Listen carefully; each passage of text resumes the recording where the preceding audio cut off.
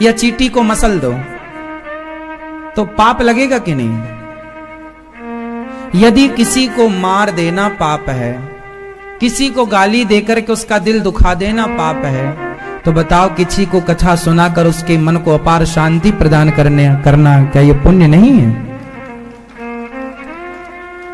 यदि गाली देकर किसी का दिल दुखाना पाप है, पाप मनसा वाचा कर्मणा। पाप कितने प्रकार के होते हैं? मनसा वाचा कर्मणा, 3 प्रकार के। पाप कितने प्रकार के होते हैं? पाप कितने प्रकार के होते हैं? और पुण्य कितने प्रकार के? पुण्य भी 3 प्रकार के, मनसा वाचा और कर्मणा। ये मनसा मतलब क्या है? मन से आपने सोचा।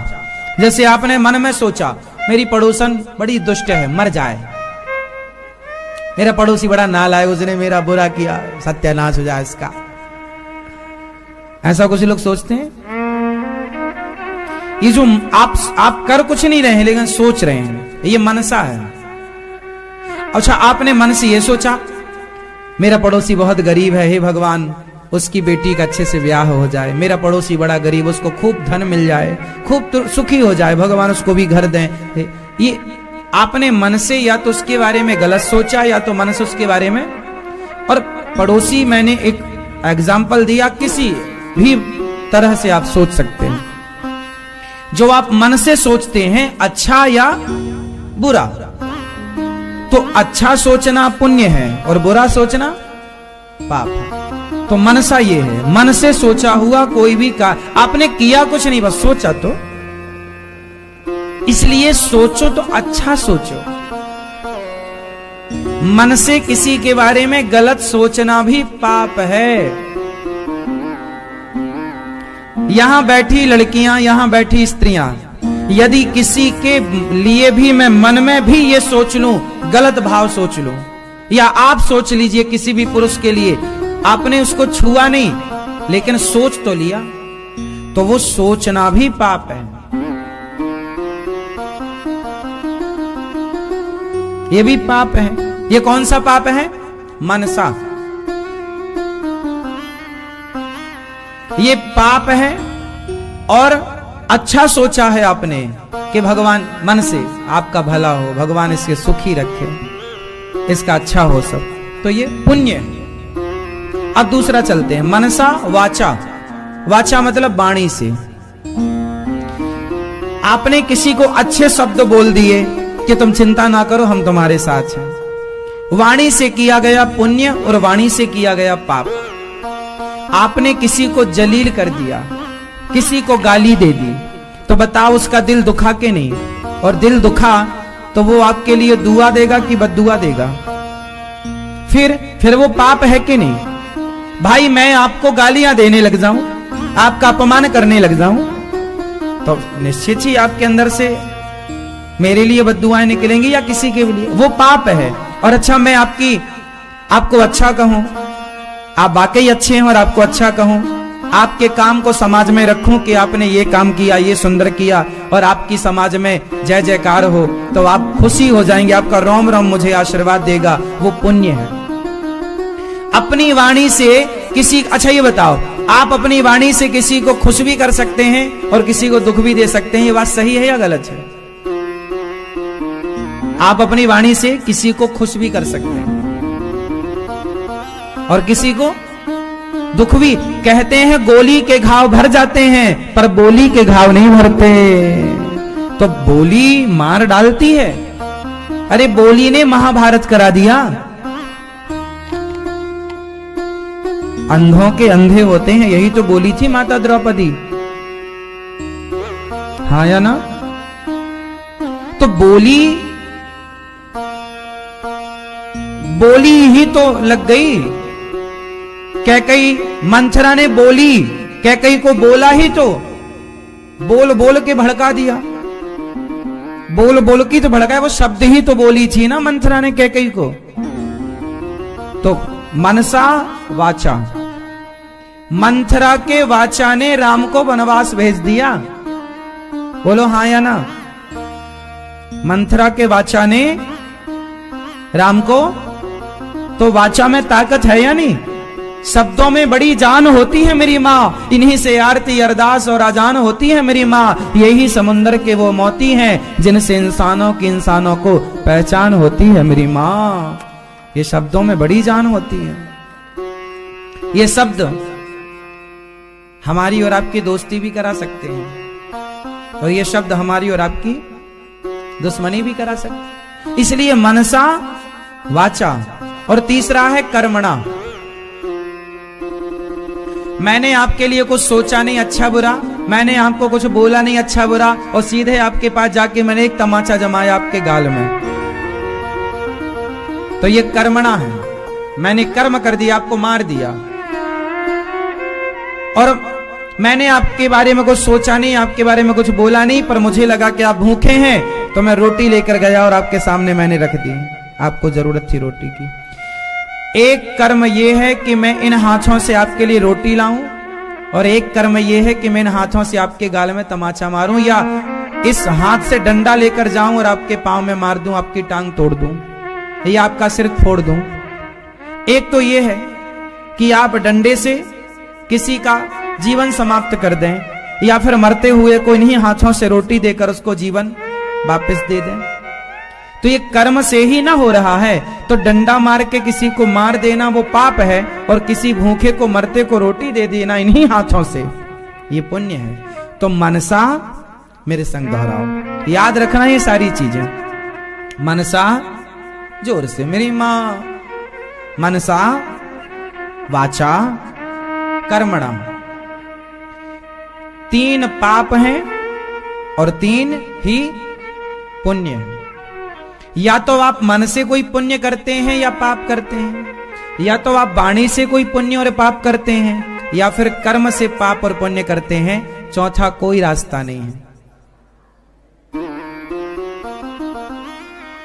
पाप और पुण्य करने के कितने रास्ते हैं? 3। कौन कौन से? इसलिए हाथ जोड़ो एक बार और अब बोलो मेरे संग, मेरे साथ साथ, हे प्रभु, हे नाथ, हमसे, हमारी वाणी से, हमारे मन से, हमारे कर्म से कोई पाप ना हो। हे नाथ, हमसे मनसा वाचा कर्मणा कोई पाप ना हो। सदा हमारा मन आपके चरणों में लगा रहे, सदा हमारी वाणी आपका गुणगान गाती रहे, और सदा हमारा शरीर आपकी और आपके भक्तों की सेवा में लगा रहे। हमारा शरीर का कर्म आपकी और आपके भक्तों की सेवा में हो। हम स्वप्न में भी अपने मन वाणी कर्म से किसी का दिल ना दुखाएं। इसलिए हमारी मैया श्रीमती रेणु बख्शी जी, ये आपने मैया जो पुण्य का कार्य किया है, आपने भगवान का भी दिल जीत लिया।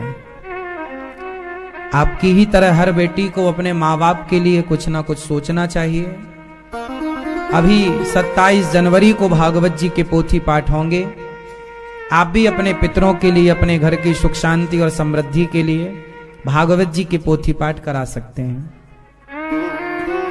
श्री ऋतु जलान, श्री कैलाश जलान जी, कहाँ मैया? आप। बेटी श्री कौशीन बख्शी जी, दामाद जी श्री विधान जी,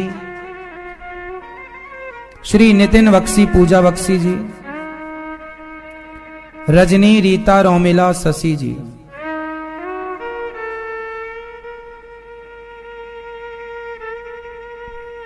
राशि जी, राशि,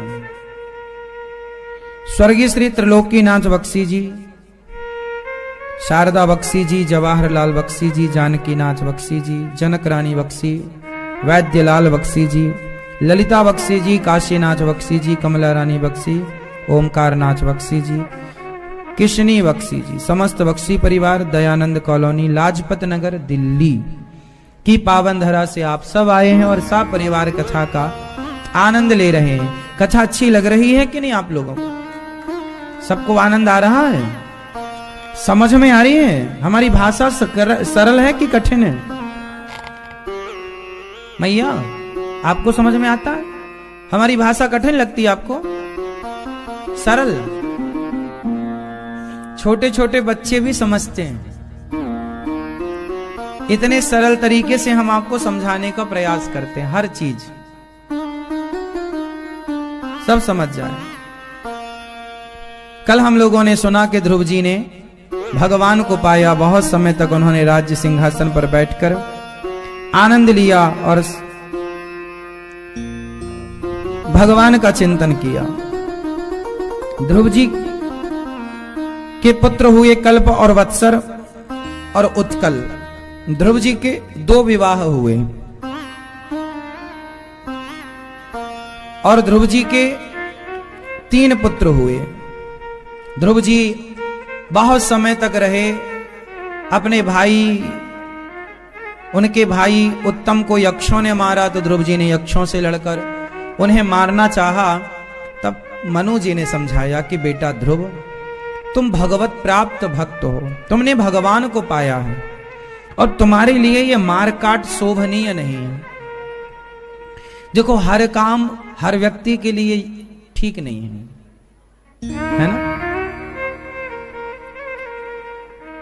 जुआड़ी जुआ खेले तो ठीक भी है, पर अनिरुद्धाचार्य जुआ खेले तो ठीक नहीं है। हर काम हर व्यक्ति के लिए नहीं है।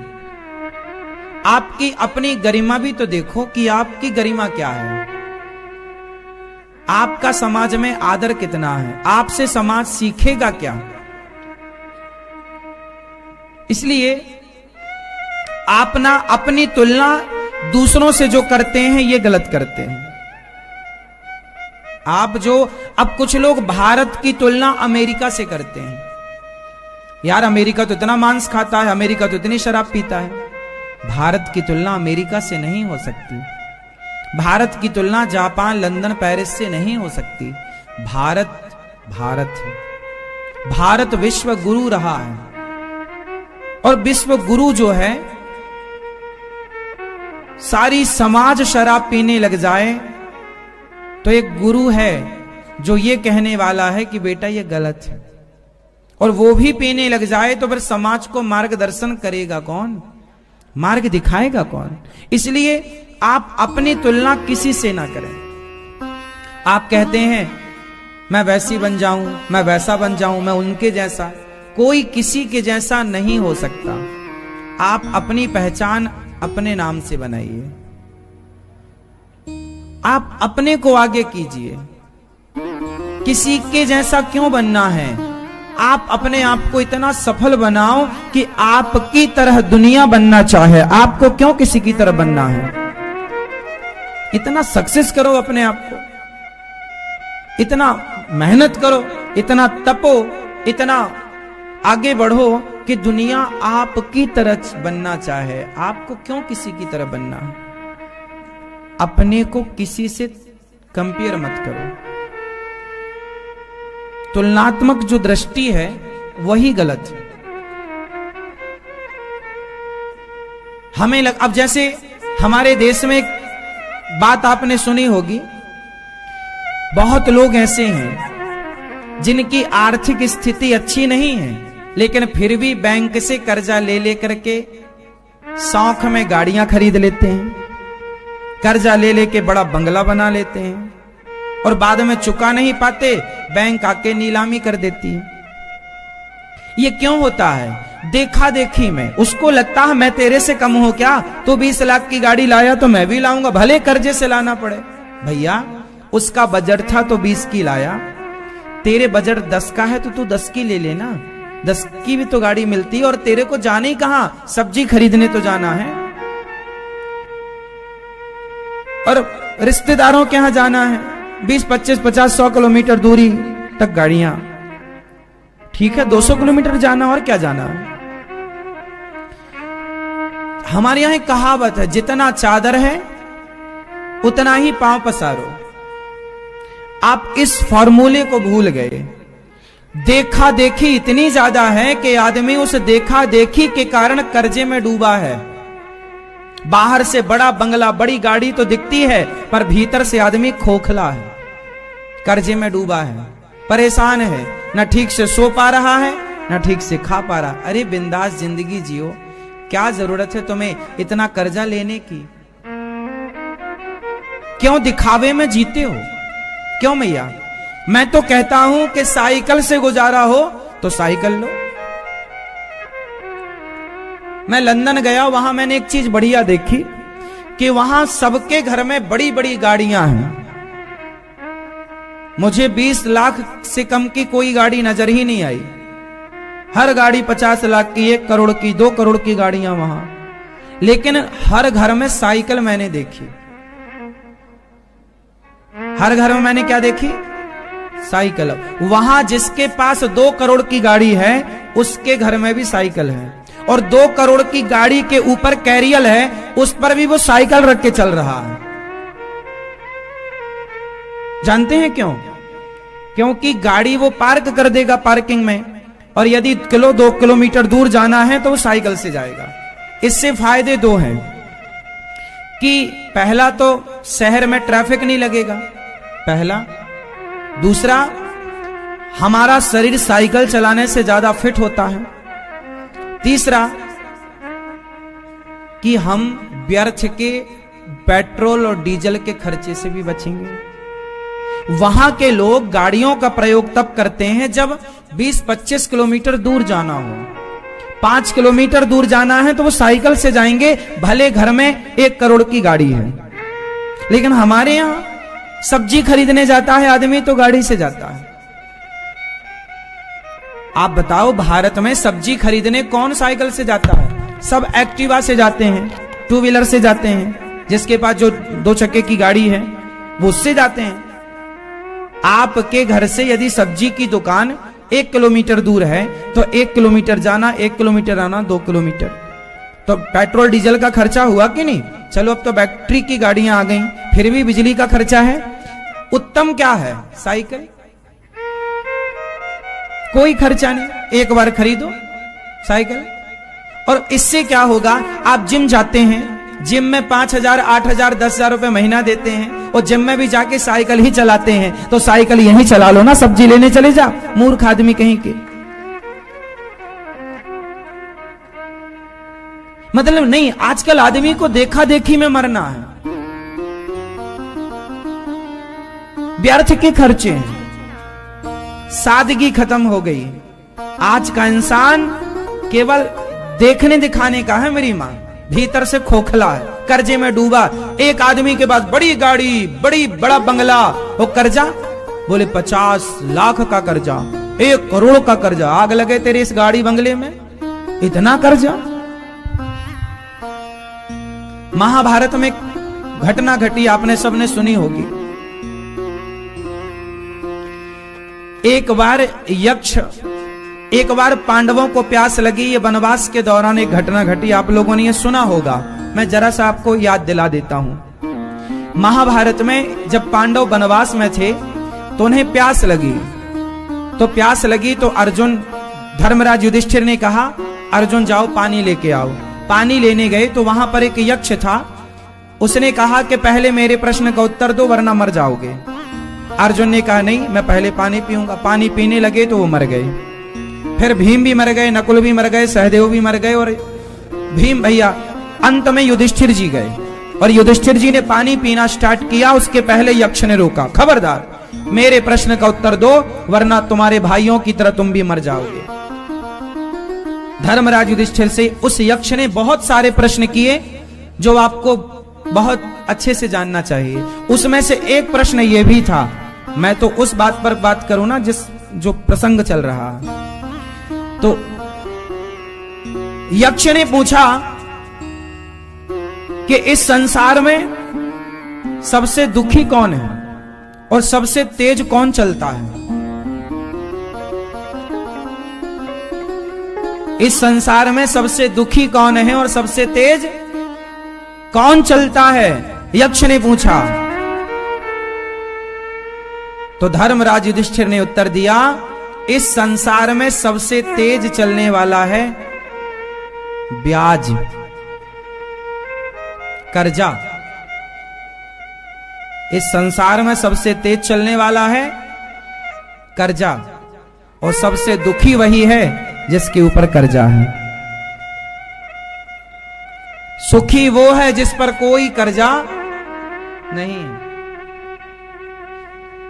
आज तो ब्याज लगता है, पहले चक्रवर्ती ब्याज लगता था, ब्याज पर ब्याज।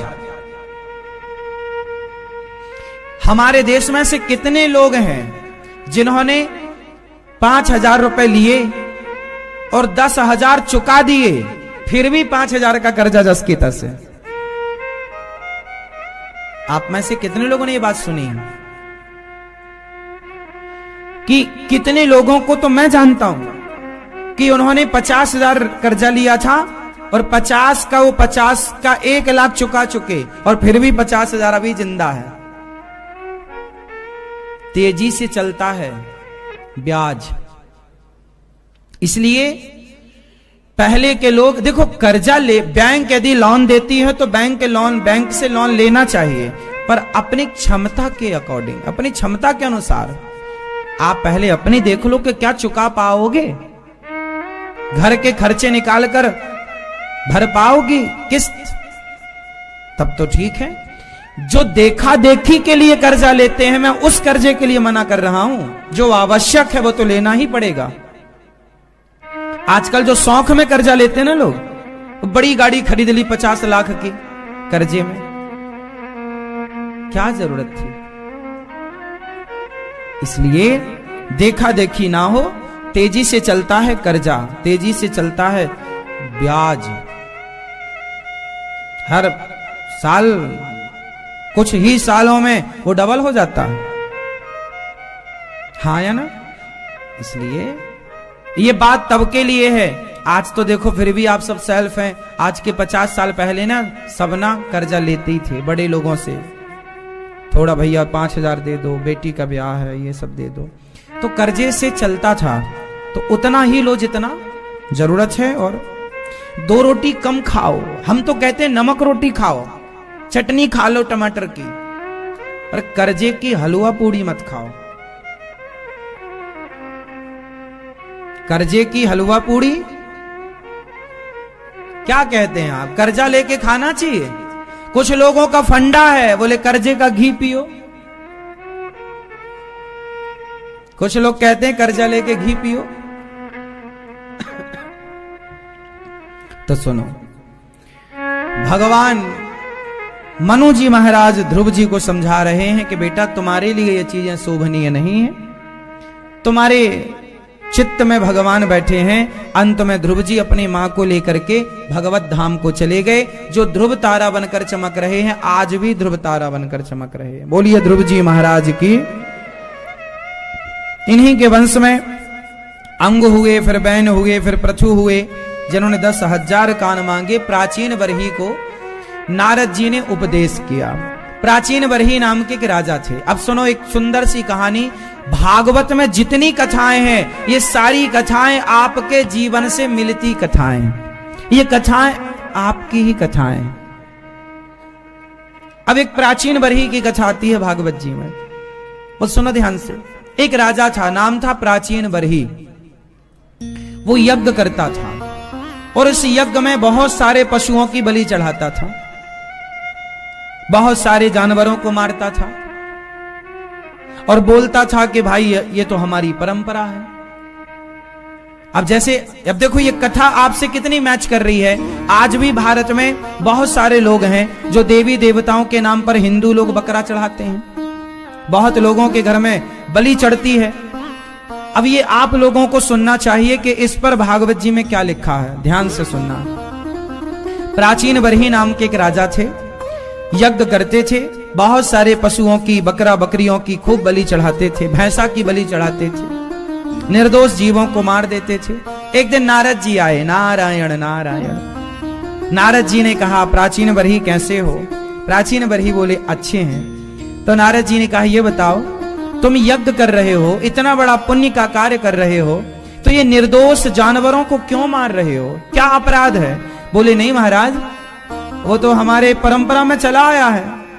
बोले ना, परंपरा में जो चली आई है जरूरी नहीं है कि हर परंपरा की हर बातें सही हो। जरूरी नहीं है कि तुम्हारे बाप दादों ने जो कार्य किया है वो सारे कार्य सही हो। बहुत सारे डिसीजन, बहुत सारे निर्णय बूढ़े बुजुर्गों ने गलत लिए। बड़े बुजुर्गों ने बहुत सारे निर्णय गलत लिए, हाँ या ना? उदाहरण के तौर पर देख लो, हिंदुस्तान पाकिस्तान का बंटवारा हुआ, क्या यह बंटवारे का निर्णय सही था? उत्तर दो। यदि सही था तो फिर एक प्रश्न मैं आप सबसे पूछूंगा कि यदि हिंदुस्तान पाकिस्तान के बंटवारे का डिसीजन सही था तो जो पाकिस्तान से ट्रेनों में लाश भर करके आती थी, लाखों लोग मारे गए, निर्दोष बच्चे बहन बेटियों के साथ बलात्कार हुआ, अब ये बताओ कितनों की बेटियां मर गई, कितनों के बेटे मर गए, कितनों की पत्नियों के सामने पति मर गए, कितनों के पतियों के सामने पत्नियों के साथ बलात्कार हो गया। ये लाखों हिंदू मारे गए थे कि नहीं? ट्रेनों में लाशें थीं। अब बताओ कि हिंदुस्तान पाकिस्तान का बंटवारा हुआ और जो लाखों निर्दोष जनता मरी, उन निर्दोष जनता का हत्यारा कौन है? उत्तर दो, कौन है हत्यारा? बोलो, कौन? वही है हत्यारे जिन्होंने ये डिसीजन लिया गलत। डिसीजन लिया था तो पहले प्लानिंग कर लेते, पहले प्लानिंग कर लेते कि इतने लोग ना मारे क्यों जाएं? और तुम्हें देश बांटने का अधिकार किसने दिया? तुम अपने बाप की जमीन जायदाद बांट देते, देश क्यों बांटा? तुम्हारे बाप की संपत्ति बांटते ना, क्यों मैया? ये बताओ कि आप अपने बच्चों को अपनी संपत्ति बांटते हो अपने बाप की, या गांव भर की बांट देते हो? बोलो, गांव की संपत्ति बांटने का अधिकार आपको है, या सिर्फ अपने बाप की संपत्ति बांटो जो तुम्हारे बाप ने तुम्हें दिया, तुम वही अपनी औलाद को दे दो, बच्चों को दे दो, गांव भरे का थोड़ी बांट लोगे। अब बताइए, बड़े बुजुर्गों ने ये जो डिसीजन लिया, हमारे बड़े बुजुर्गों ने, गलत था या सही था? सही था या गलत था? जोर से। गलत था। तो बड़े बुजुर्गों के कुछ लिए गए निर्णय गलत हैं या नहीं? उसी तरह बड़े बुजुर्गों ने जो ये निर्णय लिए कि बकरे को काटना चाहिए, ये निर्णय भी गलत है कि बकरे को बलि चढ़ाओ। ये सारे निर्णय गलत, सारे डिसीजन गलत। ये बड़े बुजुर्गों की जो गलत परंपराएं हैं, समाप्त करो। लाखों हिंदुओं की हत्या, हत्यारा कौन है? अपने अंतर मन से पूछना, अपने हृदय में हाथ रख के पूछो इस प्रश्न का उत्तर कि उस समय की जो घटना घटी, देश जब बंटवारे की आग में झुलसा और लाखों हिंदू जो निर्दोष मारे गए, उसका हत्यारा कौन है? उस हत्यारे को ढूंढो, कहां है? आपके आसपास ही होगा।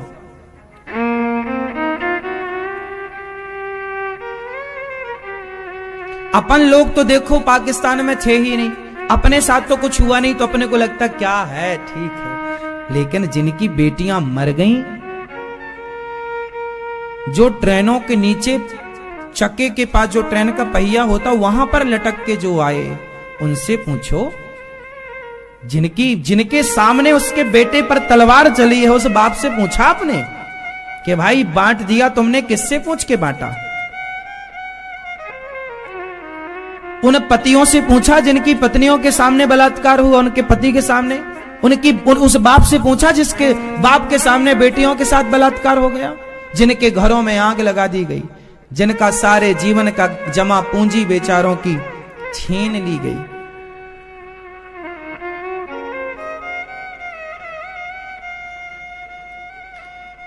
वो पाकिस्तान कोई हमारे से अलग थोड़ी था, भारत है वो।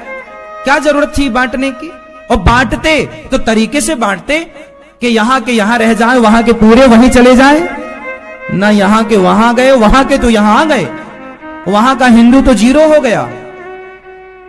लेकिन यहां आज तक दंगा फसाद होता है धर्म और मजहब के नाम पर। अब बताओ, ये बड़ों का निर्णय था? कौन सा अच्छा करके मरे हैं?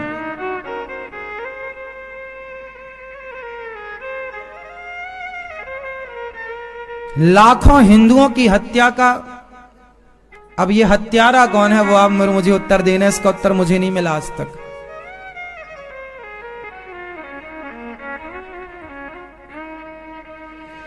इसलिए बड़े बुजुर्गों के हर डिसीजन सही है, मैं ऐसा नहीं मानता। कुछ नियम गलत बने हैं, जैसे बकरे को मारना इत्यादि। अब जैसे एक और मैं आपको बात सुनाऊं, जैसे किसी के घर में कोई एकादशी के दिन मर जाता है, तो उसके घर वाले अब क्या बोलते हैं, अब एकादशी मत करो क्योंकि उस दिन फलाने मर गए, अब तो एकादशी मान हो गई, ऐसा कुछ लोग बोलते हैं। अब ये परंपरा जो है ये सही है? ये भी तुम्हारे बड़े बुजुर्गों की बनाई है, बिल्कुल गलत परंपरा है। एकादशी के दिन कोई मर गया तो ये तो अच्छी बात है कि एकादशी के दिन जो मरता है उसकी सदगति निश्चित होती है। इससे एकादशी और सबको करना चाहिए कि उस एकादशी ने तुम्हारे उनको मुक्ति की ओर पहुंचाया है। अब ये थोड़ी कि नहीं अब छोड़ दो, अब नहीं करेंगे क्योंकि मर गए। क्यों मरोगे नहीं क्या? एकादशी, द्वादशी, त्रयोदशी, चतुर्दशी कभी तो मरोगे। कौन सी अमर होके आए हो? ये तो अच्छी बात है कि हम भी चाहते हैं कि हमारी मृत्यु भी एकादशी के दिन हो। इसका मतलब ये थोड़ी कि अब घर वाले एकादशी ना एकादशी करो। जिस दिन आदमी एकादशी के दिन मर जाता है उस दिन उसे उत्सव के तौर पर ना मना के सामान्य अपना प्रोसेस कर लेते हैं। अब किसी के घर में कोई रामनवमी के दिन मर गया तो लोग रामनवमी छोड़ देते हैं। किसी के घर कोई जन्माष्टमी के दिन मर गया, अरे हमारे यहाँ तो जन्माष्टमी नहीं होती। अब कोई दीपावली के दिन मर गया, बोले हमारे यहाँ दिया नहीं जलता। क्यों? एक बोले दीपावली के लोग मर गया। अरे मरने वाला तो मरता ही। अब 90 साल का हो गया, 95 का मरेगा नहीं? हाँ बिल्कुल मरेगा, ठीक भी है, मरना भी चाहिए। तो तुम दिया दल जलाना क्यों छोड़ रहे हो? अरे तुम्हें छोड़ना ही था तो तुमने ये क्यों नहीं छोड़ा कि भाई आज के दिन हमारे यहां मरे हैं, आज के दिन हम झूठ नहीं बोलेंगे, आज के दिन हम छल नहीं करेंगे, आज के दिन हम कपट नहीं करेंगे, आज के दिन हम गलत काम नहीं करेंगे। गलत काम एक ना छोड़ा और दीपावली और अमावस्या और एकादशी छोड़े बैठा है, होली त्योहार छोड़े बैठा है। बोले आज हम रंग नहीं लगाएंगे महाराज जी। क्यों? बोले हमारे दादाजी मर गए थे। तो दादाजी कह के गए थे कि रंग ना लगाना।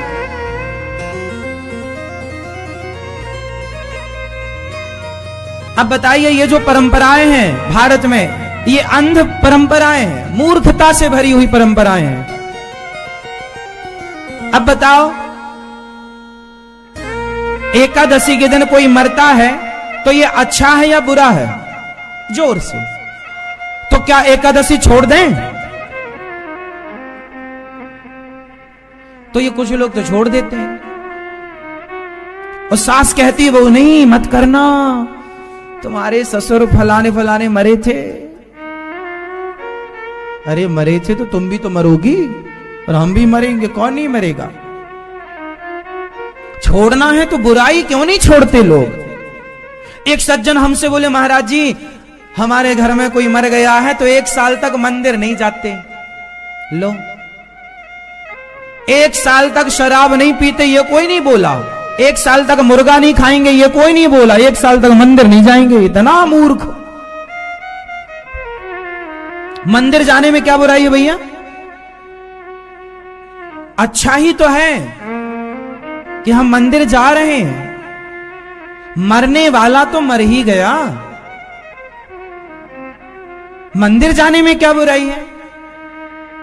बुराई जिसमें है, क्या शराब तुमने छोड़ दी कि 1 साल तक अब शराब नहीं पिएंगे? क्या आपने झूठ बोलना छोड़ दिया कि 1 साल तक अब झूठ नहीं बोलेंगे? क्या छल कपट छोड़ दिया कि 1 साल तक छल? अच्छा बताओ मंदिर बुरा है या झूठ कपट बुरा है? लेकिन आपने किसी के मुंह से यह नहीं सुना कि 1 साल तक अब शराब नहीं पिएंगे, गलत काम नहीं करेंगे। नहीं, 1 साल तक तो खूब गलत काम करेंगे लेकिन मंदिर नहीं जाएंगे 1 साल तक। बहाना अच्छा मिल गया, मर गए थे। और 1 साल बाद और फिर कोई मर गया तो 2 साल की छुट्टी, बल्ले बल्ले। फिर 1 साल बाद फिर कोई ना कोई तो मरना ही मरना है, इनकी छुट्टी, ये जाते ही नहीं मंदिर। बोले हमारे घर तो मंदिर जाते नहीं है। अच्छा बहाना है। हम एक सवाल आपसे करेंगे कि अच्छे काम ही क्यों छोड़ना है मेरी मां, बुरे क्यों नहीं? ये जितनी परंपराएं मैंने गिनाई अभी, देश बंटवारा से लेकर बकरे को मारने से लेकर एकादशी के दिन मरने से, ये सारे बड़ों के निर्णय गलत हैं और इन्हें मानने वाले भी मूर्ख हैं। इसलिए इस गलत परंपरा को अब आप जैसे पढ़े लिखे समझदार लोग हर उस गलत परंपरा को समाप्त करें और पुनः अपने मन में, अपने जीवन में एक नई ऊर्जा के साथ एक अच्छी परंपराओं को प्रवेश कराएं, एक अच्छी परंपराओं के साथ जीवन बिताएं जो यथार्थ है। हर परंपरा साइंटिफिक होनी चाहिए। साइंस भी तो समझो, हर चीज के पीछे एक साइंस है, विज्ञान है। हमारा धर्म साइंस की कसौटी पर खरा उतरता है। हमारा धर्म, हमारे धर्म में कलावा बांधना भी एक साइंस है, ये कलावा भी एक साइंस है, तिलक लगाना भी एक साइंस है, चोटी रखना भी एक साइंस है, व्रत उपवास करना भी एक साइंस है, हमारे यहां गाय की पूजा करना भी एक साइंस है, और बकरे को काटना कोई साइंस नहीं है। हमारा जो हिंदू धर्म है, जो हमारी सनातन संस्कृति है, पूरी साइंस की कसौटी पर खरी उतरती है। आप देख लेना, माथे पर तिलक लगाने के पीछे का साइंस क्या है?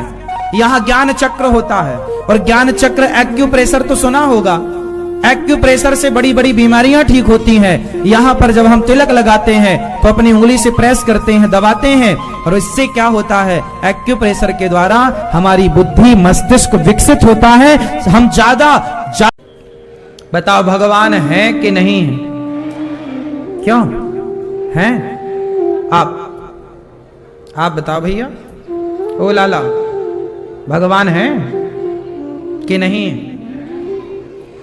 कुछ लोग कहते हैं कि भगवान नहीं है, ये संसार अपने से चल रहा है। इस संसार में, अच्छा ये बताओ, दुनिया में भगवान को मानने वाले लोग ज्यादा हैं कि ना मानने वाले लोग ज्यादा हैं? हाँ, पूरी दुनिया में यदि देखा जाए तो भगवान को मानने वाले लोग 99%, 1% है जो ना मानने वाले। अब देखो, सबके मानने का तरीका अलग है। मैं आपको पूरा तरीका बताता हूं। हिंदू लोग, सनातनी लोग सीधा भगवान को मानते हैं, राम को, कृष्ण को, गणेश जी को, दुर्गा जी। ये हमारे सनातन की जो शोभा है, हम सनातनी लोग अपने अपने तरीके से मानते हैं। अच्छा, मुसलमान भगवान को मानते हैं कि नहीं? बोलो, मानते हैं? मानते हैं। मुसलमान भगवान को मानते हैं, लेकिन उनको भगवान को मानने के वो अलग तरीके से मानते हैं। हम डायरेक्ट कहते हैं कि ईश्वर है, ये भगवान है, वो डायरेक्ट नहीं कहते, वो उस ईश्वर को ही अलग नाम दे करके मानते हैं। वो भी तो मानते हैं ना अपने अल्लाह को, तो मानते तो वो भी है ना ईश्वर। हम ईश्वर कह रहे हैं, हम भगवान कह रहे हैं, लेकिन जिस फीलिंग से हम ईश्वर कह रहे हैं, उसी भाव से तो वो अल्लाह कह रहा है। इबादत किसकी कर रहा है? भगवान की। बस फर्क इतना हो गया कि हमने राम कहकर बुलाया, नारायण कहकर बुलाया, कृष्ण कहकर बुलाया, उन्होंने अपने नाम दे दिए। हम हिंदी भाषी देश के लोग हैं तो हम केला कह देते हैं, इंग्लिश में उसी को बनाना कह देते हैं। नाम ही तो बदला है, वस्तु थोड़ी बदल गई। क्यों बताओ? हम सेब कहते हैं, कोई एप्पल कह रहा है,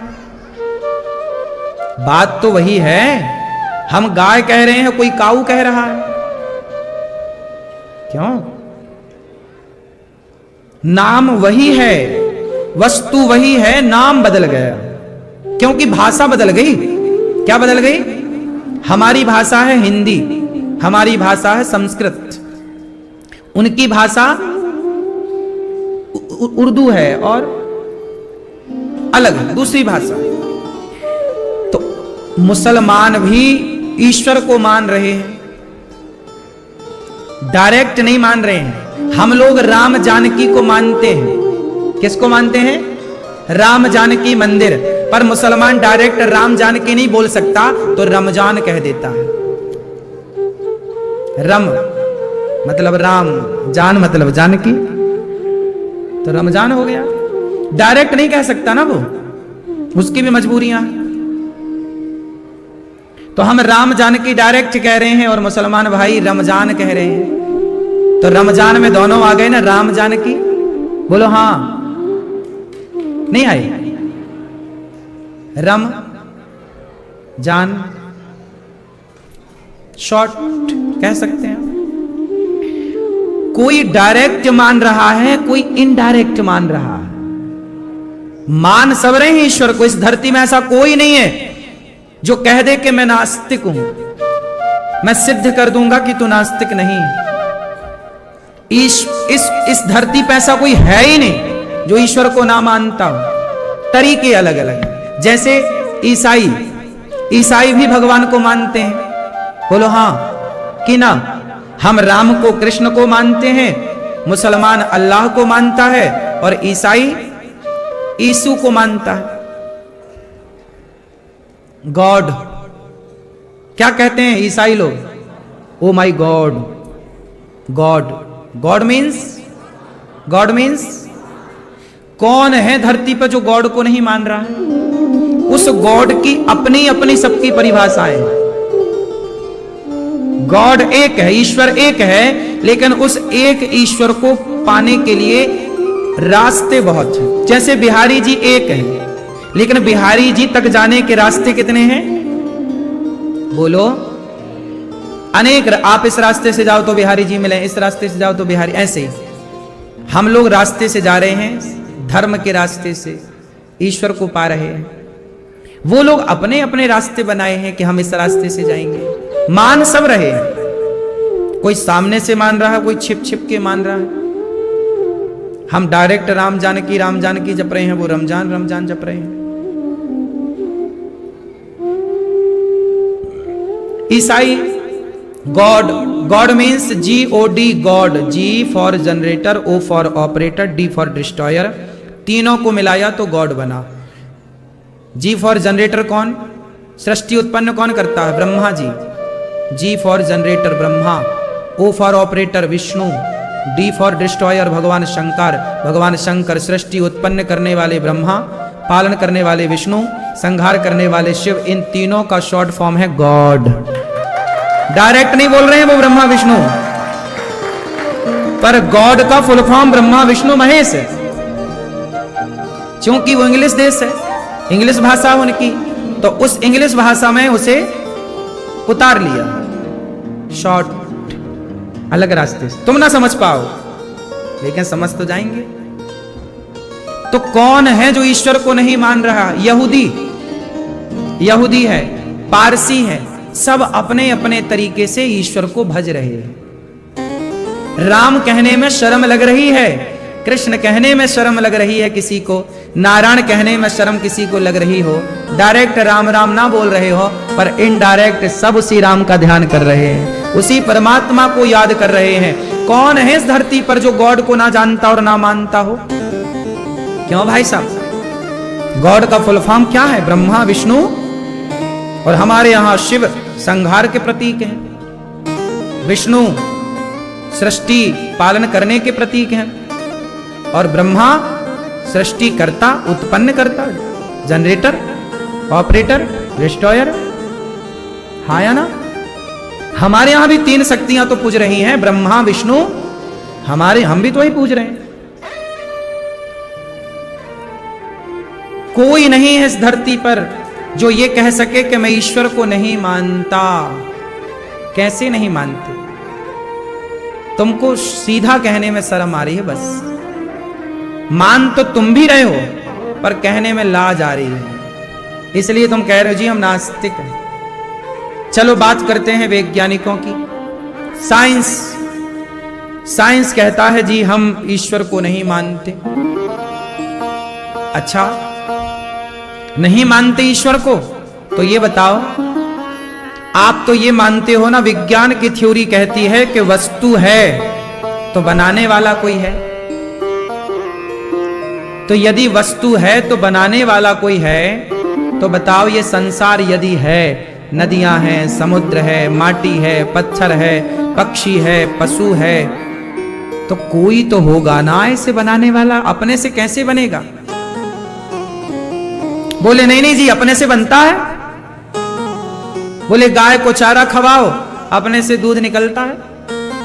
यदि अपने से चारा खिलाने से दूध निकलता है तो बैल को चारा खवाओ, बैल के कहां दूध निकलता है? यदि सारा अपने से ही हो रहा है तो फिर बैल भी दूध दे, क्यों? पर सिस्टम ईश्वर ने कहां फिट किया है? गाय में। आपकी मां, भाई स्त्री ही तो मां बन सकती है, पुरुष कहां मां बनता है? स्त्री के ही तो पेट में बच्चे को रहने की जगह है, पुरुष के पेट में कहां जगह है? बोलो। स्त्री भी दाल रोटी खा रही है, पुरुष भी दाल रोटी खा रहा है, लेकिन स्त्री के पेट में बच्चे को रहने की जगह है और पुरुष के पेट में बच्चे को रहने की जगह कोई है ना जिसने जगह बनाई है आपके भीतर। यदि यूं ही बन जाता अपने से सब, तो पुरुष भी फिर थोड़ी बहुत जगह पा लेता। नहीं, मतलब कोई है जो व्यवस्थित बना रहा है। स्त्री को इस काम के लिए बनाया, पुरुष को इस काम के लिए बनाया, जबकि दोनों ही एक पदार्थ खाते हैं। तुम्हारे घर में एक ही कढ़ाई पर, एक ही चूल्हे पर दोनों का भोजन बनता है, स्त्री का और पुरुष का, लड़की का और, एक ही दाल, एक ही चावल, एक ही रोटी, एक ही पानी, सब पी रहे हैं, लेकिन दोनों का सिस्टम अलग है। वही दाल रोटी स्त्री खाती है तो उसके आंचल से दूध निकलता है बच्चे के लिए, वही दाल रोटी पुरुष भी खाता है। सिस्टम तो अलग है ही। कोई तो है ना जो सिस्टम स्त्री के पास होना चाहिए वही स्त्री के पास है, स्त्री का पुरुष के पास नहीं है, पुरुष का स्त्री के पास नहीं है। सबका अपना अपना ईश्वर ने बांट रखा है विभाग।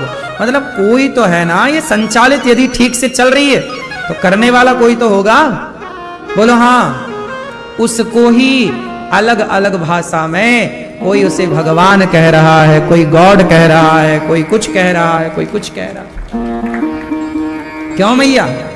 अब कोई कैसे कह दे कि जी भगवान को मैं नहीं मानता? जो कहता है कि मैं ईश्वर को नहीं मानता उसे मेरे पास लेकर आओ। तू नहीं मानता तो मेरे से मिल, मैं तुझे बताऊंगा कि तू कैसे नहीं मानता।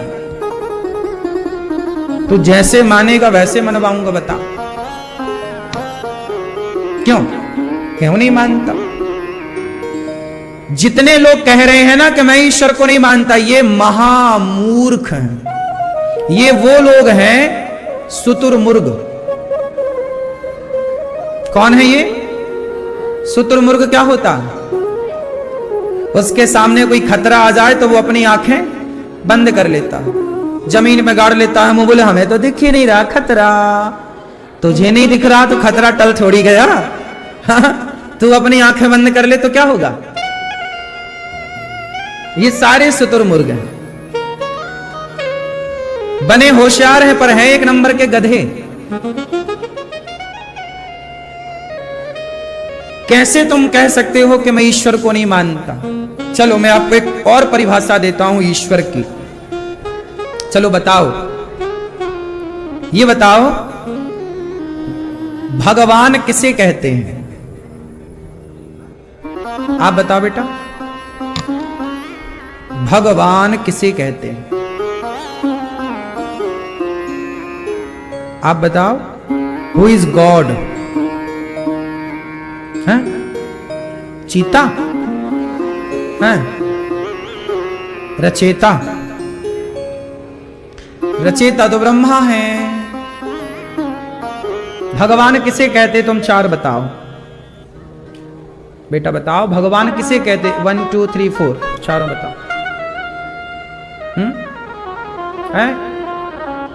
है किसको? भगवान, बोलो भगवान, बोलो भगवान। भगवान नहीं, भगवान। भगवान कौन कह रहा है? भगवान नहीं होता, भगवान। भगवान में कितने अक्षर हुए? कितने अक्षर? 4 अक्षर हुए और 1 मात्रा हुई। कितने अक्षर टोटल? मात्रा को भी मान लो, चलो टोटल कितना हुआ? भा मतलब भूमि, गा मतलब गगन, वा मतलब वायु, आ मतलब अग्नि, ना मतलब नीर पानी, भगवान भगवान।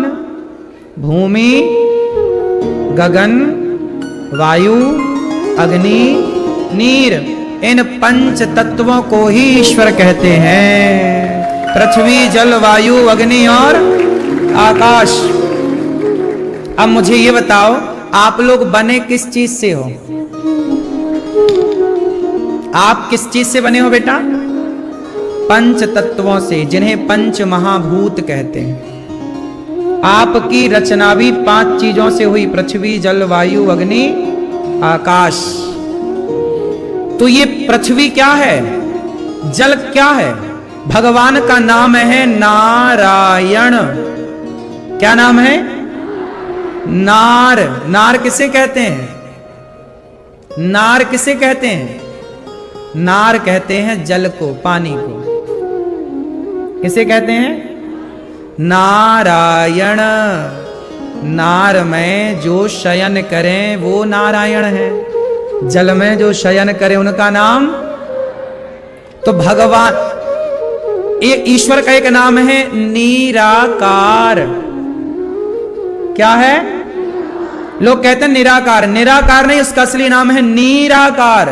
नीरा मतलब नीर, पानी का आकार। जैसे पानी का कोई आकार नहीं है, ऐसे ईश्वर भी निराकार है, नीर की तरह है, जल की तरह है, कोई आकार नहीं। तो सवाल खड़ा हुआ कि ईश्वर यदि निराकार है तो फिर ये राम का आकार कहां से आया? फिर ये कृष्ण का आकार कहां से आया? फिर ये हनुमान जी का आकार कहां से आया? यदि ईश्वर निराकार है तो फिर आकार कहां से आया? अच्छा बताओ, पानी निराकार होता है कि नहीं? हां या ना? लेकिन पानी को हमने कटोरी में भरा और फ्रिज के भीतर रख दिया, क्या बना? क्या बना? बर्फ बन गया। पानी क्या बना फ्रीजर में? अब बताओ, पानी तो निराकार था, पर बर्फ आकार है कि निराकार है? बोलो, बर्फ निराकार है कि आकार है? बर्फ का तो एक आकार होगा, गिलास में भर के रखोगे तो गिलास के आकार का होगा, कटोरी में भर के रखोगे तो कटोरी का, मतलब बर्फ का कोई तो आकार होगा। पानी का आकार नहीं होता। लेकिन पानी और बर्फ में कोई अंतर भी तो नहीं होता।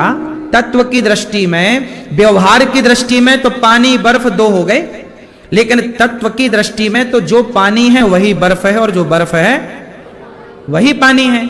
उसी तरह जैसे पानी निराकार है पर बर्फ का आकार है, उसी तरह भगवान निराकार होते हैं, पर जरूरत पड़ने पर भक्तों पर संकट आए तो वह निराकार साकार बनकर भक्तों के लिए, कभी नरसिंह बनकर खंबे से प्रकट होते हैं, तो कभी राम बनकर के अयोध्या में प्रकट होते हैं, तो कभी कृष्ण बनकर के मथुरा में प्रकट होते हैं, कभी वामन बनकर के राजा बलि के द्वार पर भिक्षा मांगने चले जाते हैं, तो कभी मोहिनी बनकर के समुद्र मंथन का बंटवारा, अमृत का बंटवारा करने मोहिनी बन जाते हैं। जरूरत पड़ी ना तो राम बन गए, कृष्ण बन गए, नरसिंह बन गए, वामन बन गए, कछुआ बन गए, कच्छप भगवान। बोलो हाँ। तो भगवान साकार भी है और सगो नहीं अगो नहीं, नहीं कछु भेदा। अब बताओ, तो पृथ्वी जल कौन है? जल कौन है?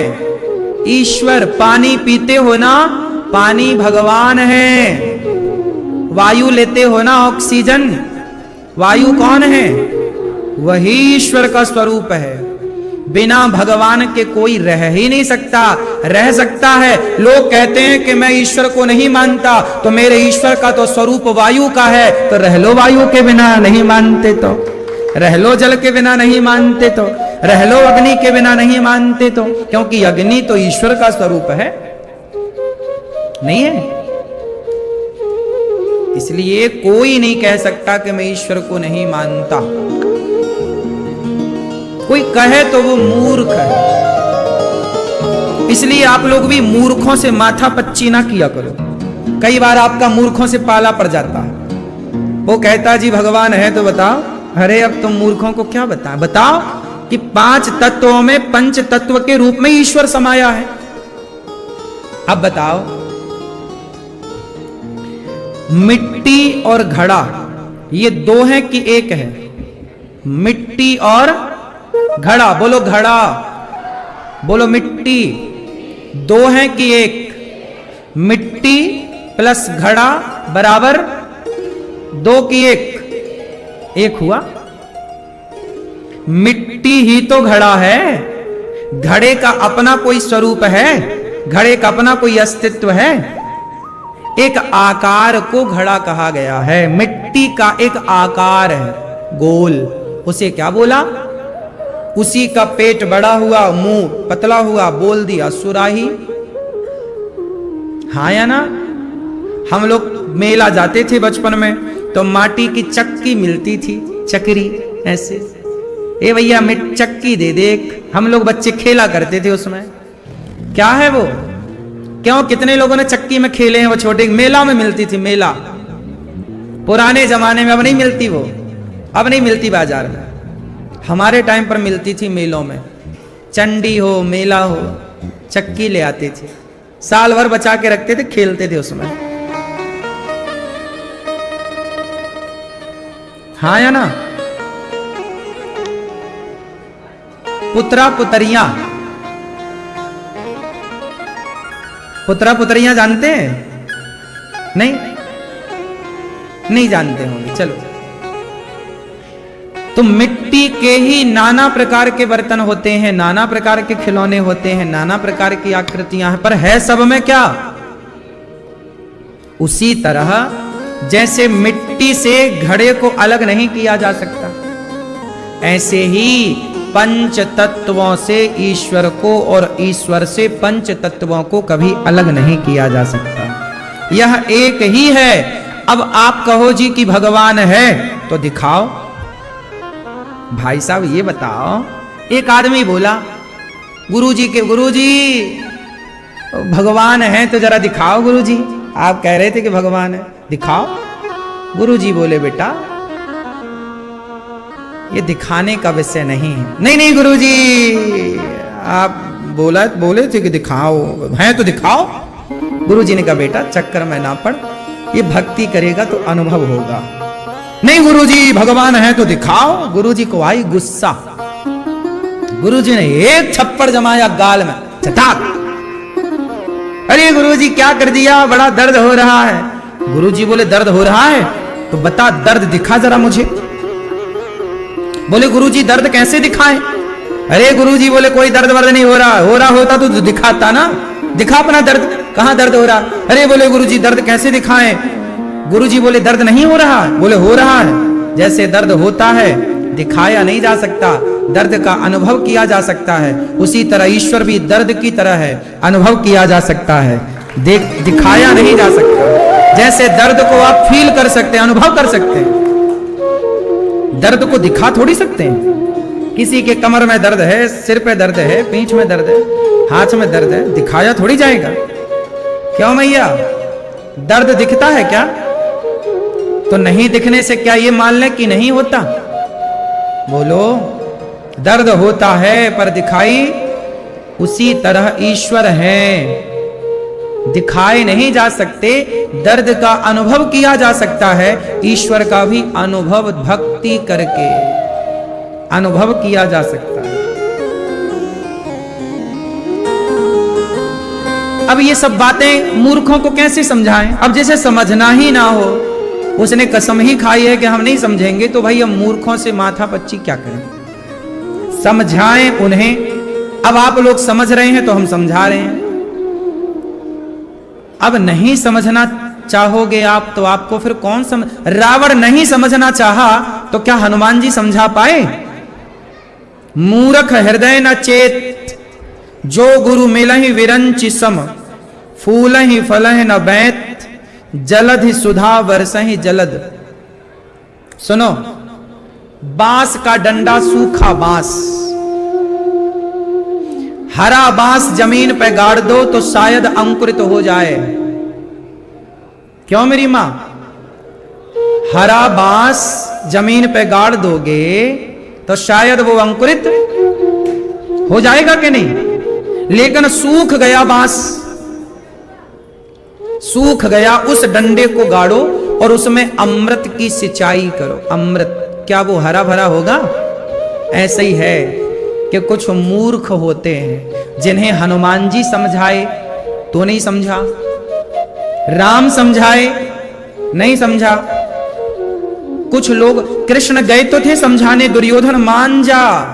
समाज में कुछ लोग दुर्योधन और रावण जैसे लोग होते हैं जो भगवान के समझाने पर भी, अब जिसे भगवान समझाएं और ना समझें, ऐसे ही जब हम समझाएं तो कुछ नहीं समझते, आप समझाओ तो नहीं समझते। मतलब समझ लो कि अब इनके विनाश काले विपरीत बुद्धि, अब कोई ना समझाएगा, अब इन्हें वक्त समझाएगा।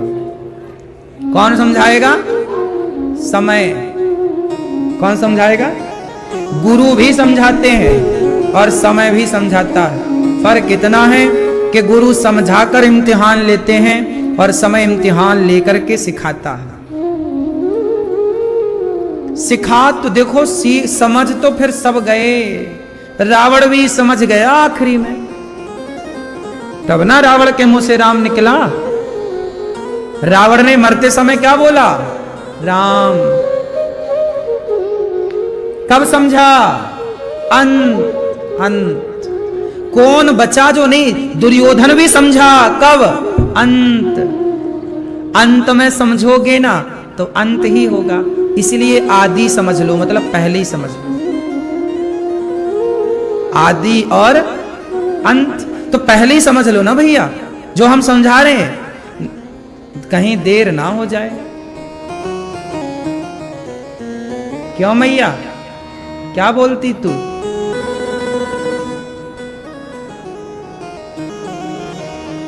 मैया बैठो भैया, लाला बैठ जा, लाला बैठो, मस्त बैठ के सुनो कथा। तो भगवान जो है, कोई कहे कि मैं नहीं मानता ईश्वर को, मूर्ख है एक नंबर का। सुनो, जो लोग कहते हैं कि मैं ईश्वर को नहीं मानता, ऐसे लोगों से माथा पच्ची करो ही मत, अपना समय वेस्ट मत करो। आप समझाओ, थोड़ा बहुत समझाओ, लेकिन नहीं, रावण को कोई नहीं समझा पाया। कहां समझाया कोई? फिर समय ना वेस्ट करो, परेशान ना हुआ करो, सदा हैप्पी रहा करो। सब भगवान को मानते हैं, कोई नहीं है ऐसा जो ना मानता हो। तरीके अलग अलग हैं, भाषाएं अलग अलग हैं, प्रार्थना करने के तरीके अलग हैं। कोई ऐसी प्रार्थना करता है, कोई ऐसी प्रार्थना करता है। बोला हाँ, कोई छाती पे हाथ रख के प्रार्थना कर रहा है, कोई हाथ जोड़कर प्रार्थना कर रहा है, तो कोई हाथ आकाश की तरफ आगे बढ़ाकर प्रार्थना कर रहा है। हाँ या ना? तरीके तो बदले हैं। हाथ तो दो ही है ना सबके पास, कोई यूं कर रहा है, कोई यूं कर रहा है, कोई यूं कर रहा है। पुकार सब उसी को रहे हैं, अपनी अपनी भाषा से। अच्छा एक बात बताओ, चींटी भी तो ईश्वर को पुकारती होगी ना, पर चींटी की अपनी भाषा होगी, चींटी के अपने तौर तरीके होंगे ईश्वर को मानने के। पुकारती तो मछली भी होगी, पर मछली की भाषा अलग है। पुकारता तो कुत्ता भी होगा ईश्वर को, लेकिन उसका अपना, उसकी भाषा आप कहां समझ पाए, हमारी भाषा वो कहां समझ पाए। कौन है जो नहीं जानता ईश्वर को? कौन है जो ईश्वर के विधान से बाहर है? सब ईश्वर के अंदर समाहित है। पूरी प्रकृति, चींटी, हाथी, पशु, पक्षी, जलचर, थलचर, नवचर, सब उड़ने वाले, पानी के भीतर वाले, जमीन पर चलने वाले। 3 प्रजातियां ही तो हैं। जलचर, बोलो जलचर, थलचर, नभचर। तीनों जानते हो? जलचर कौन कौन है? जलचर मछली, थलचर, थलचर आप थलचर हो?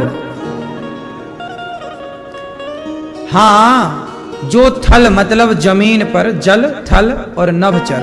नभ मतलब आकाश में जो उड़े वो पक्षी, जो जमीन पे चले वो सांप, कुत्ता, बिल्ली, पशु, पक्षी।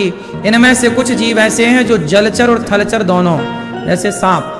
सांप जलचर भी है और थलचर भी है। सांप जल में भी रह लेता है, मेंढक।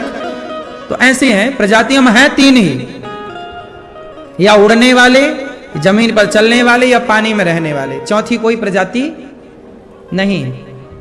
ये तीनों प्रजातियां अपने अपने तरीके से ईश्वर को भजती होंगी।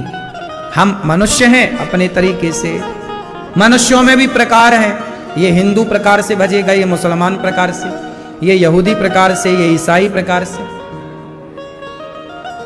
जैन भाई अलग तरीके से भज रहे हैं, सिख भाई अलग तरीके से भज रहे हैं। भज सब ईश्वर को रहे हैं। इसलिए कभी इस कंट्रोवर्सी में ना पड़ो, परेशान ना हो कि ये देखो वो ईश्वर को नहीं मान रहा। वो कह रहा है मैं नहीं मान रहा हूं, मान जरूर रहा है। भगवान अनेक अवतार लेकर आते हैं अनेक टाइम पर। इसलिए आपको हर रूप में ईश्वर को देखना चाहिए। अच्छा ये बताओ भगवान कितने हैं? जरा बताओ ईश्वर कितने हैं? कितने हैं मैया? ईश्वर कितने हैं? एक। वह एक है, लेकिन आप कौन हो? आप कौन हो? आप कौन हो? आप ईश्वर के अंश हो। हम सब कौन हैं? ईश्वर के। हम सब कौन हैं? ईश्वर के। ईश्वर अंश, जीव अविनाशी, चेतन अमल सहज सुख राशि। हम सब ईश्वर के अंश हैं। कौन है हम? कैसे अंश? अंश मतलब क्या होता? आप ईश्वर के कौन हो?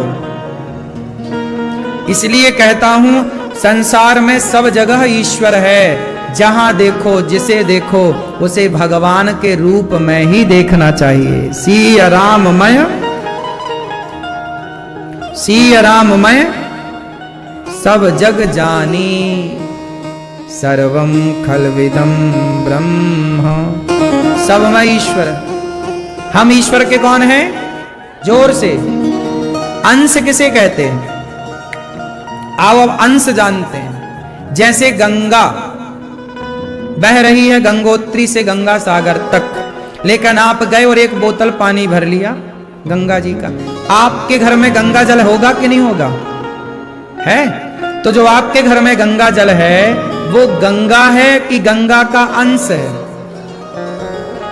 क्योंकि गंगा तो बह रही है, लेकिन बहती हुई गंगा से एक बोतल पानी भर लिया तो वो गंगा का क्या हुआ?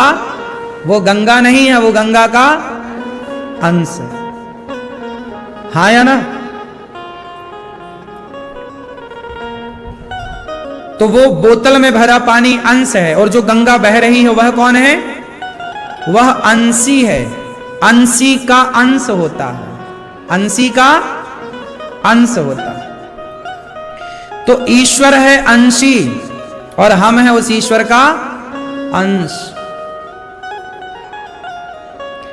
हम ईश्वर से ही निकले हैं। जैसे गंगा का पानी भले आपके घर में बोतल में भरा है, पर वो निकला गंगा से ही है। ऐसे आप, चींटी, हाथी, कुत्ता, मछली, बिल्ली, सब ईश्वर से ही निकले हैं। सब ईश्वर से। जैसे घड़ा, सुराही, खिलौना मिट्टी का, सब निकले कहां से हैं? मिट्टी से। बने तो मिट्टी से। उसी तरह हम सब ईश्वर की माटी से बने हैं। किसकी माटी से बने हैं? ईश्वर की। ईश्वर की ही मिट्टी लगी है हमारे भीतर, इसलिए हम ईश्वर के अंश हैं। जैसे कोई निधि वन जी से रज उठाकर ले गया अपने घर, और उसने एक कपड़े पर वृंदावन की रज उठाई और रज रख दी। अब ये बताओ कि रज आपके घर पर है, पर वो रज किसका अंश है? वृंदावन का अंश है कि नहीं? बोलो हाँ। भले वो आपके घर पर है, पर जब भी देखोगे तो कौन दिखाई पड़ेगा उस रज में? वृंदावन। यदि देखने की नजरिया तुम्हारी है तो उस मिट्टी को जब भी देखोगे तुम्हें उस मिट्टी में ही वृंदावन का दर्शन हो जाएगा। बस देखने की दृष्टि होगी पवित्र तो। हाँ या ना?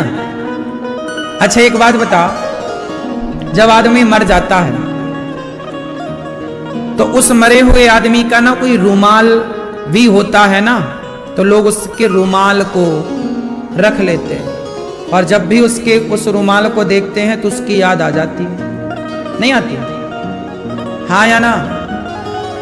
आज भी हमारे भारत के ना जाने कितने चिड़ियाघरों में पुरानी तलवारें, पुराने कपड़े राजाओं के दिखाए जाते हैं कि देखो, जब आप उसको देखते हैं तो उसकी याद आती है कि ये अच्छा हुआ। बोलो हाँ कि ना? ऐसे ही जब इस वस्तु को देखने से उस वस्तु की याद आती है, तो आपको देखने से किसकी याद आनी चाहिए? कि आपको बनाया जिसने है। आप इतने सुंदर हैं तो आपको बनाने वाला कितना सुंदर होगा। इसलिए जहां भी दृष्टि जाए वहां से दृष्टि निकलकर उसमें चली जाए जिसने आपको।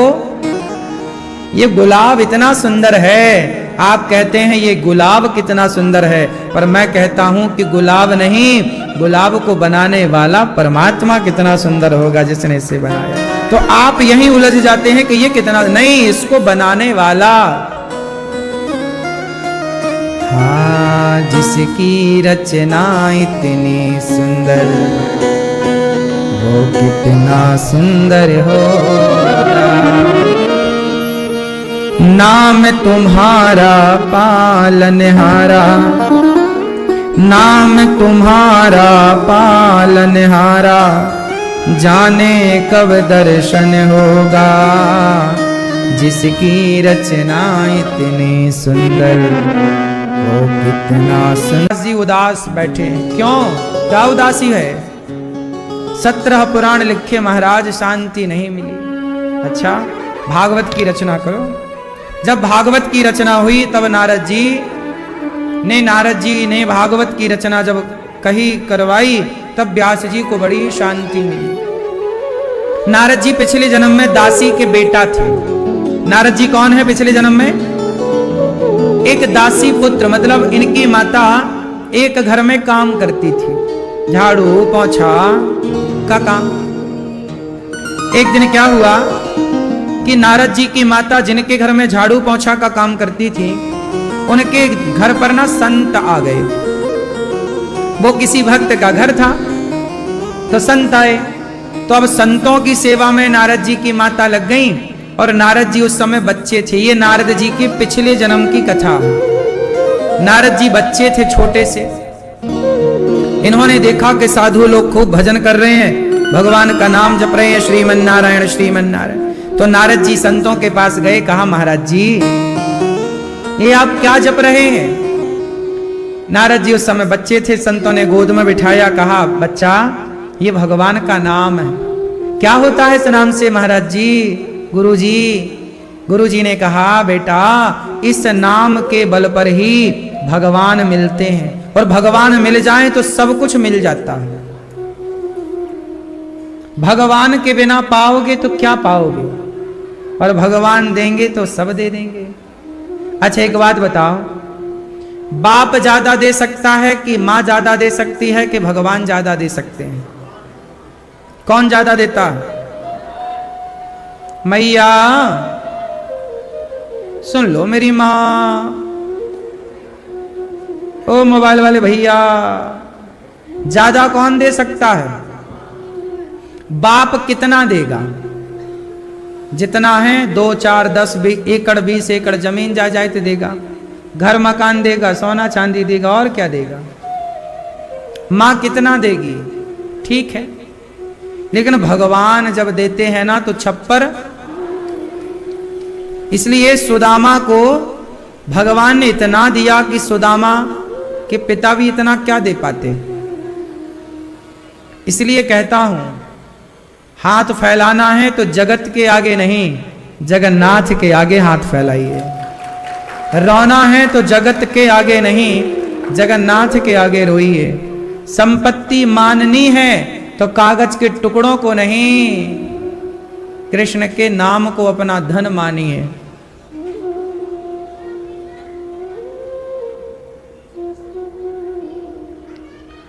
नारद जी ने कहा, महाराज क्या ये जो मंत्र आप जप रहे हैं मैं भी जपूं? संतों ने नारद जी को मंत्र दे दिया। कुछ दिन बाद संत चले गए, जब तक थे तो संतों की खूब सेवा की नारद जी ने। उनके पांव दबाना, उनके भोजन की थाली उठाना, थालियां धुलना, संतों के कपड़े धुलना, संतों की सेवा करना, खूब सेवा करी जब संतों की। तो नारद जी को भी संतों की कृपा से भक्ति मिल गई। एक दिन जब संत जाने लगे तो नारद जी भी पीछे पीछे जाने लगे। तो रोका माता ने, बेटा तुम अपनी माँ को छोड़ के कहाँ जा रहे हो? नारद जी रुक गए कि चलो माँ मेरी जिंदा है, अभी तो माँ है। तब कुछ दिन बाद क्या हुआ कि माँ की मृत्यु हो गई। जब माँ की मृत्यु हुई तो माँ का संस्कार किया नारद जी ने, और अपनी माँ को अंतिम संस्कार करके सारे विधि विधान करके जंगल में जाके तपस्या करने लगे। वही मंत्र जपा जो मंत्र गुरुजी ने कानों में दिया था। अब नारद जी जब उस मंत्र का जाप करने लग गए तो मंत्र जपते जपते जपते जपते नारद जी की जवानी निकल गई, बुढ़ापा निकल गया। एक दिन नारद जी रोने लगे, प्रभु क्या दर्शन नहीं दोगे? तब भगवान ने एक छवि, एक झलक दिखाई। जैसे बरसात में बिजली नहीं चमकती, आकाश में चमकती है और 1 सेकंड से भी कम समय में वो गायब हो जाती। उसी तरह भगवान प्रकट भय नारद जी के सामने, और प्रकट हुए बस गायब।